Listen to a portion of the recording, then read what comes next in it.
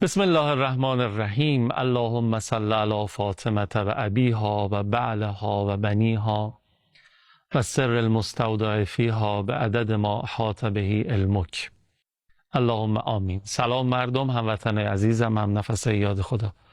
الهی که خیلی خوب باشین، سلامت و تندرست باشین. خیلی ممنونم که مقابل تلویزیون نشستین و دارین از قاب یاد خدا این برنامه رو تماشا میکنید. همچنان مشرف هستیم در امامزاده ابراهیم، شهر مقدس قم، که در عین حال شما هم اینجا امامزاده ابراهیم رو زیارت میکنید، هم پدر بزرگوارشون امامزاده محمد رو که با 5 واسطه به امام کاظم علیه السلام میرسن. انشالله که توفیق داشته باشین خیلی زود زیارت با معرفتشون نصیب و قسمتتون بشه. در ایام فاطمیه هم انشالله این اتفاق مبارک براتون بیفته. اشاره کردم به ایام فاطمیه، قبول باشه همه عرض ارادت هاتون به ساحت منوره بیبی دو عالم حضرت سیدت نساء العالمین من الاولین و الاخرین حضرت فاطمه زهرا سلام الله علیها. انشالله که همه این سوگواری ها و عرض ارادت ها و محبت ها توشه خوبی باشه برای ادامه مسیر زندگیمون و قبر و قیامتمون، به برکت صلوات بر محمد و آل محمد. اللهم صل علی محمد و آل محمد و عجل فرجهم. بفرمایید یاد خدا. اللهم صل علی محمد و آل محمد و عجل فرجهم. اگه خاطر شریفتون باشه، ما دیروز نه پریروز برنامه یاد خدا رو به شکل ویژه شروع کردیم به مناسبت ایام فاطمیه و در محضر استاد حاجی ابوالقاسم بودیم و امروز هم این توفیق رو داریم که خدمتشون باشیم و راجع به در واقع ذیل عنوان کلی ویژگی های جهاد فاطمی سلام الله علیها ازشون بشنویم و استفاده کنیم. آقا سلام علیکم و رحمت الله. علیکم السلام. خوش آمدین، قبول باشه. سلامت باشید. بسم الله الرحمن الرحیم. عرض سلام و ادب دارم محضر بینندگان عزیز و ارجمند و آرزوی قبولی عزاداری ها در این ایام سوگواری زهرای مرضیه سلام الله علیها. سلامت باشید. ما هم برای شما. خب برنامه اول یکی از ویژگی های جهاد فاطمی رو متوجه شدیم، اینی که تمام و کمال با همه وجود آدم باید در مسیر جهاد فی سبیل الله قدم برداره و جاهدوا فی الله حق جهاده. آیه آخر سوره مبارکه حج. توی برنامه گذشته هم با اشاره به آیه ولا تهنوا ولا تحزنوا از شما یاد گرفتیم که در مسیر جهاد فی سبیل الله هم باید کلان نگر بود، هم آینده نگر و از اتفاقات و آزمونها و خسارت هایی که وارد میشه نه هراسید و غم به دل راه نداد و اونها رو در همون مسیر دونست که اینها در واقع آزمون هایی است که ما رو قراره به اون رشد و تعالی و کمال برسونه. اگر جایش اشتباه بود حتما اصلاح بکنید، اگه نه که ادامه بدین. بازم از ویژگی های جهاد فاطمی از شما بشنویم. بله، اولا شما خودتون الحمدلله استادید، هم خوب بیان کردید و خوشحالیم که در شبکه قرآن سیما مجریان فرهیخته مثل حضرت علی الحمدلله ایفای نقش میکنن.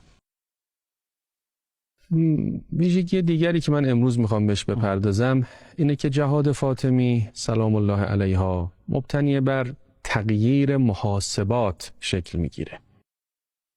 یعنی اولا خود حضرت محاسبهشون متفاوت با محاسبات اهل دنیاست. ثانیاً سعی میکنن این تغییر محاسبه رو در مخاطبان خودشون ایجاد بکنن. من یک فرازی از فرمایشات حضرت زهرا سلام الله علیها رو بخونم در خطبه فدکیه. حضرت این آیه نورانی رو تلاوت کردند: الا تقاتلون قوما نکثوا ایمانهم و هموا به اخراج الرسول و هم بدؤوکم اول مره. آیا پیکار نمی کنید، جهاد نمی کنید با اون کسانی که پیمانها رو شکستند و اینها پیغمبر رو از شهر و دیارش بیرون کردند؟ که آیه قرآن خطاب مردم مدینه است که مردم مدینه قدری سختشون بود برن با مشرکان مکه بجنگن. میگن نمیخواید با اینا بجنگید؟ اینا پیغمبر از شهر خودش بیرون کردن، آواره کردن، شما را آواره کردن. و هم بدؤوکم اول مره. اینها هم آغازگر جنگ بودن، شما که کاری به کار اینا نداشتید. اینا شما را از شهر و دیارتون آواره کردن توی مدینه که اولی که آمدید مدینه خونه نداشتید، کنار مسجد روی سکویی تعداد زیادی از شما زندگی میکردن. بعد قرآن میگه اتخشونهم، از اینا میترسید؟ فالله احق ان تخشوا، از خدا باید بترسید. این آیه شریفه و این فراز موضوع عرایض بنده است که نوع نگاه و محاسبات انسان رو قرآن عوض میکنه. شما اینا رو چی حساب کردی که ازشون میترسید؟ خدا رو ندیدی که باید از خدا ترسید؟ چرا از اینا میترسی؟ خیال میکنی اینا چی هن؟ چی دارن اینا؟ اینا عددشون بیشتره؟ شما یه نفرتون میتونه بر 20 نفر اینها، عذر میخوام طبق آیه سوره انفال، بر 10 نفر اینها غلبه بکنه.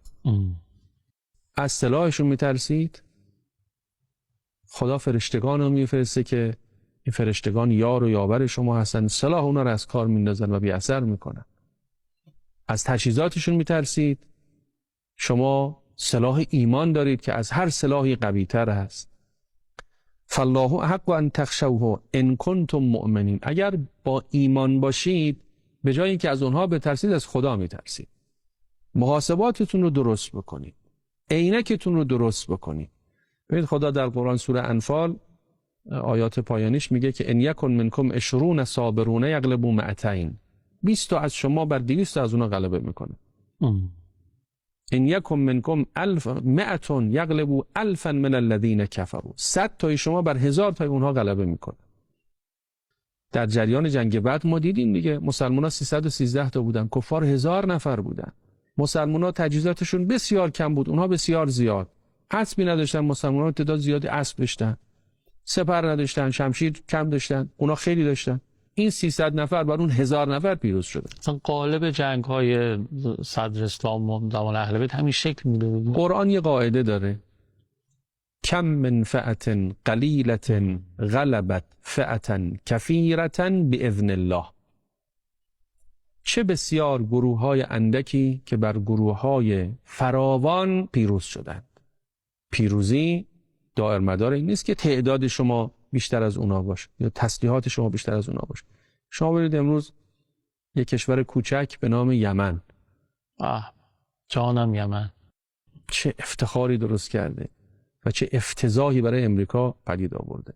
ناو هواپیما بر امریکا میاد، اون ناوی که وقتی میخواد حرکت بکنه فقط خبر حرکتش لرزه بر اندام کشورهای دیگه میندازه، میاد توی نزدیکی سواحل یمن از آبهای آزاد بخواد حمله بکنه، اینا با موشک میزنن. یک رسوایی بزرگ برای استکبار جهانی رقم میزنن. چه دل جرأتی داره. بله، اتخشونهم، اینا دارن به این آیه عمل میکنن. اتخشونهم فالله احق ان تخشوا، از خدا بترسید، با اینها وارد نبرد بشید. ببینید خدا چجوری اینها رو به رعب و وحشت میندازه که فرمود و قذف فی قلوبهم الرعب در آیات سوره مبارکه حشر.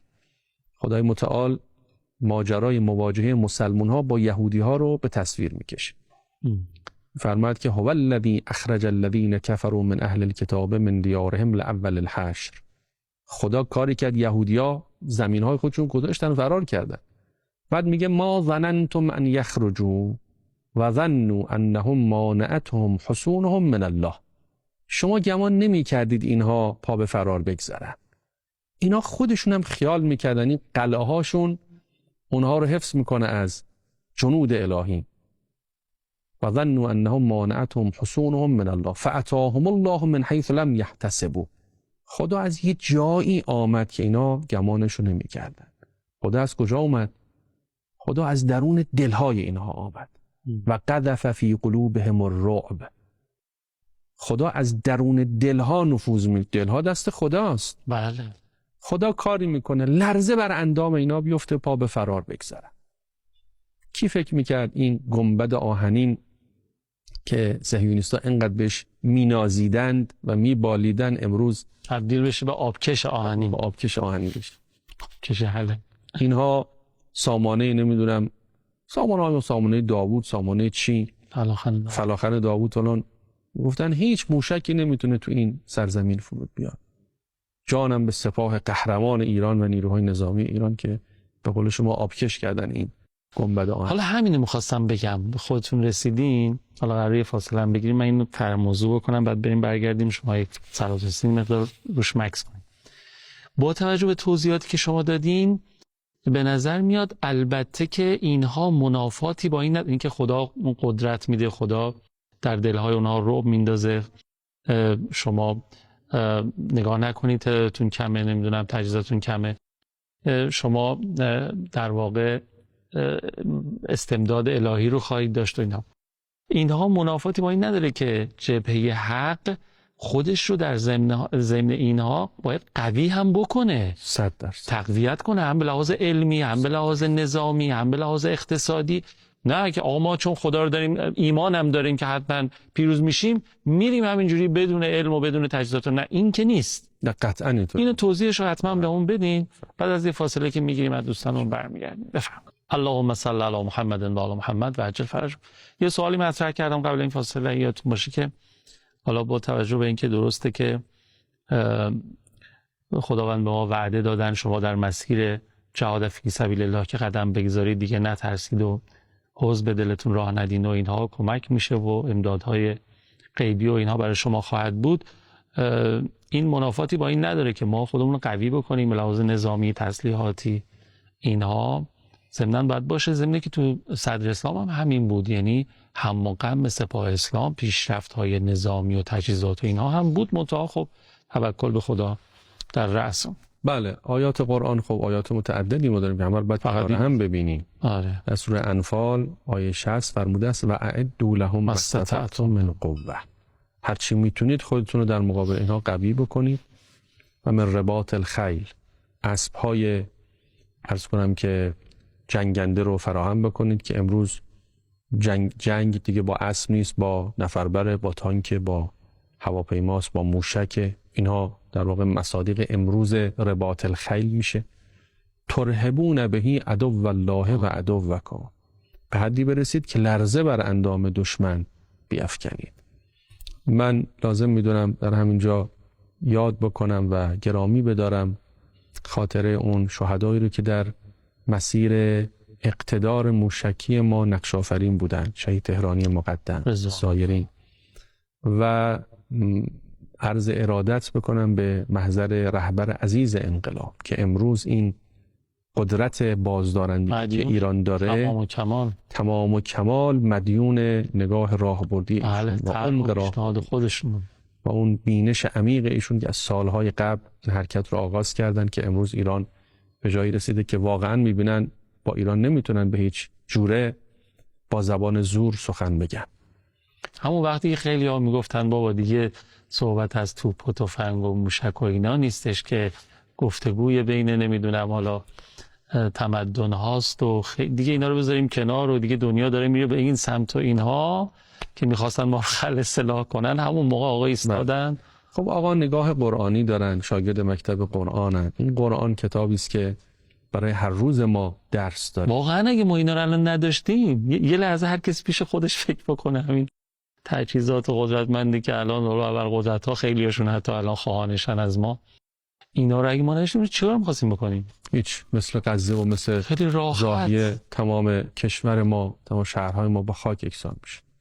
با هواپیما می اومدن و بمب میریختن، شهر رو نابود میکردن، ما هم باید فقط تماشا کنیم. نمیتونستیم دفاع کنیم، نمیتونستیم حمله کنیم. کما اینکه در زمان جنگ همینطور بود. اوایل دیگه هواپیمای عراق تا شهرهای ما میاد. من یادم هست ما در قم زندگی میکردیم ایام، هنوزم قم هستیم الحمدلله. یادم هست هواپیمای عراقی رو آسمان قم میدیدیم ولی هیچ کاری نمیتونستیم بکنیم. بمب میانداخت، عده زیادی شهید میکرد و به سلامت برمیگشت میرفت توی پایگاه نظامی خودش مینشست. امروز این خبران نیست. نزدیک به 100 خورده هواپیمای رژیم صهیونیست حرکت کردن بیان در این عملیات مذبوحانه‌ای که انجام دادن به مرزهای ایران که رسیدن، در نمیتونن وارد شن.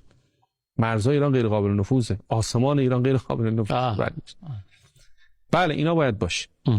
اما در کنار اینها دو نکته است. یک، مبادا فریفته این داشته‌های خودتون بشید و از خدا غافل بشید. اگر خدا نخواهد موشک شما بی اثر میشه. دو، مبادا در برابر اباحت ظاهری دشمن دچار دلهره و ضعف بشید که این نکته عرض ما اینه. یعنی تو این فضایی که شما کار نظامی تو کردی و با تمام قوا جلو رفتی، حالا دشمن داره شاخ و شانه میکشه. اینجا قرآن نگاه محاسباتی ما رو تغییر میده. میگه از اون نترسی، از خدا بترس. اتخشونهم فالله احق ان تخشوا. حالا آیه رو که من برای امروز انتخاب کردم که اینم جزء همون برنامه زندگی با آیه هاست، خب جزء اون آیاتی است که انشالله امید است مردم حفظ بکنن. این فرازه که حسبنا الله و نعم الوکیل، خدا برای ما بس است و خدا بهترین تکیهگاه ماست. این نگاه محاسباتی ما رو عوض میکنه. کسی که خدا دارد دیگه نباید بترسد. این آیه کجاست؟ این آیه سوره آل عمران آیه 173 است. خیلی داستان قشنگی داره. من این داستان رو سریع عرض بکنم. بعد از جنگ احد که بالاخره به دلیل دنیا طلبی برخی از مسلمانان جبهه اسلام شکست خورد، عده زیادی شهید داد، حضرت حمزه عموی بزرگوار پیامبر گرامی اسلام به شهادت رسیدن، مسلمان ها عقب نشینی کردن. دیگه شبانه در مدینه غوغایی به پا بود. بعضی از خونه ها صدای عزاداری بود، بعضیا آه و ناله بود، بعضیا ترس و دلهره بود که قرآن در آیه 154 سوره آل عمران خیلی زیبا به تصویر کشیده که می‌فرماد و طائفة قد اهمتهم انفسهم یظنون بالله غیر الحق ظن الجاهلیه. یه عده ضعیف الایمان ها گفتن پس چی شد، چرا ما شکست خوردیم؟ یقولون هل لنا من الامر من شیء، میگن واقعا ما بر حقیم؟ ای بر حقیم چرا شکست خوردیم؟ تو این اوضاع احوال دشمن رفت در بیرون مدینه در مسیر به سمت مکه، شب شده بود دیگه، خیمه زد در این منطقه به نام حمراء الاسد. وقتی خیمه زدن بهشون خبر رسید که بابا پیغمبر هنوز زنده است، شما که تا اینجا اومدید، از مکه این همه راه اومدید، این همه آسیب دیدید، عده زیادی هم کشتید، فردا حمله بکنید پیغمبرم بکشید، کارو تموم بکنید، این کارتون نیمه کاره نگذارید. اینا تصمیم گرفتن که حمله بکنن به مدینه. خبر رسید به مردم مدینه و یه عده‌ای مطلب رو منتقل کردن. منتها اینا که مطلب رو منتقل کردن خیلی پیازداغش زیاد کردن. گفتن مردم مدینه کارتون دیگه در اومده، فردا این سپاه مکه که امروز تار و مار کرد شما رو میخواد حمله بکنه، بقیه‌تون هم دیگه تار و مار بکنه. اینجا آیه 173 رو من بخونم تو این فضا. الذین قال لهم الناس ان الناس قد جمعوا لكم. یه عده‌ای بودن که اشخاصی آمدن خبر ناگوار و ترس آوری رو به اونها دادن. الذین قال لهم الناس ان الناس قد جمعوا لكم. مردم مدینه یه عده‌ایشون بودن که خبر نگاران در واقع مزدوری که کارشون القاء ترس و رعب و وحشته، آمدن گفتن که ان الناس قد جمعوا لكم، یعنی مردم مکه اجماع کردن علیه شما، فخشوهم، بترسید، کارتون تمام. القاء ترس میکردن، القاء دلهره میکردن. اینا چیکار کردن؟ قرآن میگه فزادهم ایمانا، اینا ایمانشون افزایش پیدا کرد به جای اینکه ترسشون بیشتر بشه. و قالوا حسبنا الله و نعم الوکیل، گفتن خدا برای ما بسه. اونا اجماع درست کردن، درست بکنن. ما خدا داریم که اونا ندارن. اونا پشت به پشت هم دادن، بدن. تمام قوای آسمان در کنار ماست. و نعم الوکیل، بهترین تکیهگاه خدای متعال. وقتی اینا اینطور ایستادگی به خرج دادن، پیغمبر اکرم یه حرکت پیش دستانه کردن. فرمودن فردا ما میخوایم بریم به حساب مشرکینی که در اطراف مدینه خیمه زدن برسیم. هر کس امروز تو جنگ احد بوده فردا باید بیاد. فرمود جانبازان جنگ احد باید بیان و فقط اونایی بیان که تو جنگ احد بودن، کسی دیگه رو ما نمیبریم. خبر رسید به مشرکین، گفتن شما میخواید به اینا حمله بکنید، اینا اتفاقا امروز زخم خورده هستن، به شدت از شما عصبانی هستن و پیغمبر گفته همونایی که زخم خوردن فقط بیان و میخوان اینا بیان سراغ شما. ورق برگشت و مشرکان تجهیزات و تسلیحات زیادی از خودشون جا گذاشتن و فرار کردن به سمت مکه. یعنی به فاصله 1 روز جنگ احد که به واسطه دنیا طلبی یه عده با یک شکستی مواجه شد، تبدیل شد به یک جنگ پیروزمندانه که معروف به غزوه حمراء الاسد. اینو کمتر توی رسانه ها گفته میشه مردم کمتر ازش خبر دارن، مردم بیشتر جنگ احد رو خبر دارن که اون مسلمان‌ها شکست خوردن، خبر ندارن که فرداش یک پیروزی بسیار لذت بخش به دست آوردن، کلی تجهیزات گرفتن و اینا همه گذاشتن رفتن. قرآن میگه فانقلبوا بنعمت من الله و فضل لم یمسسهم سوء، اینا که حرکت کردن رفتن به سمت دشمن با دست پر برگشتن، هیچ آسیبی هم ندیدن. بعد وقت در ادامه خدا میفرماد انما ذالکم الشیطان یخوف اولیاءه، اینی که مردم میترسونه این بلندگوی شیطانه. اون رسانه ای، اون سایتی، اون خبرنگاری، اون فعال سیاسی، اون مسئولی که مردم میترسونه این بلندگوی شیطانه. فلا تخافوهم و خافونه، از اینا نترسید، از من خدا بترسید. ان کنتم مؤمنین، اگه مؤمنید از من خدا بترسید پیروز خواهید شد. حسبنا الله و نعم الوکیل، این از یاد نبرید. آیه رو که امروز من محور عرایزم هست و میخوام این آیه رو مستند جهاد فاطمی قرار بدم که عرض کردم از ویژگی‌های جهاد فاطمی تغییر محاسبات. به مردم فرمود از کی میترسید؟ از اینا میترسید؟ از خدا بترسید. مؤمنی که از خدا میترسد میگوید حسبنا الله و نعم الوکیل. به جای اینکه از دشمن بترسه از خدا میترسه. فزادهم ایمانا، ایمانش افزایش پیدا میکنه. اینا همه جمع شدن، عجب، پس اون وعده که خدا داده بود که شما بر اینها پیروز میشید داره میرسه. چون وقتی اینا همه جمع شدن، ما اگر بر اینا غلبه بکنیم دیگه کار تمامه. آخه وقتی اینا جمع نشده باشن من میگم خب با یک کشور جنگیدم بعدی چی؟ اما وقتی همه جمع شدن، ولذا امروز بینندگان عزیز، مردم گرانقدر، خود امریکایی‌ها دارن میگن شکست صهیونیست یعنی شکست غرب. بله. امروز اگر رژیم صهیونیستی به لطف الهی انشاءالله هر چه زودتر ریشش کنده بشه، انشاءالله غرب دیگه سیطره و تسلطش و این نظام سلطش فرو خواهد ریخت. دیگه غرب نمیتونه بر کشورهای ما تسلطی داشته باشه. میدونی چرا آقا؟ به نظرم یکی از رمز و رموزش همین موضوع این جلسه شماست.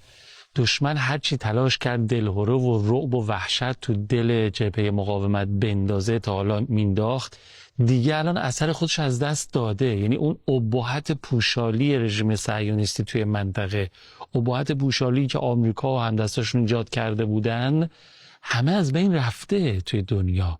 متوجه با مقاومت جبهه مقاومت، حالا عمده فلسطینیان، مردم در واقع حزب الله لبنان و اینا، اون رعب و وحشته اینا باعث شده فزادهم ایمانا، ایمانشون تازه بیشتر شده و به خاطر همین داره معکوس میشه. همین نکته که شما میفهم. الحمدلله، خیلی ممنونم استاد حاجی ابوالقاسم عزیز. تشکر مضاعف بابت اینکه آیات قرآن رو محور مباحثتون قرار دادید. الحمدلله اشراف شما با آیات قرآن و کل قرآن رو در سینه داشتن نعمت بزرگی که خدا نصیب شما کرده و به بهترین شکل هم دارین ازش استفاده میکنین. خیلی حظ بردیم. خدا خیرتون بده، اجرتون با حضرت زهرا. اوامر ندارین؟ مؤید باشید. زنده باشید. فرمودن از دنیای شما 3 چیز محبوب من است. حضرت مادر، از دنیای شما 3 چیز محبوب من است: نگاه به چهره رسول خدا، انفاق در راه خدا و تلاوت قرآن. الهی که نصیب و قسمت ما بیش از پیش بشه. تلاوت قرآن، انفاق در راه خدا، نگاه به چهره رسول خدا امکانش نیست. انشاءالله نگاه به چهره حضرت خاتم الاوصیا مهدی موعود ارواحنا له الفدا خیلی زود. اللهم اجل ولیک الفرج یا حق. خداحافظ.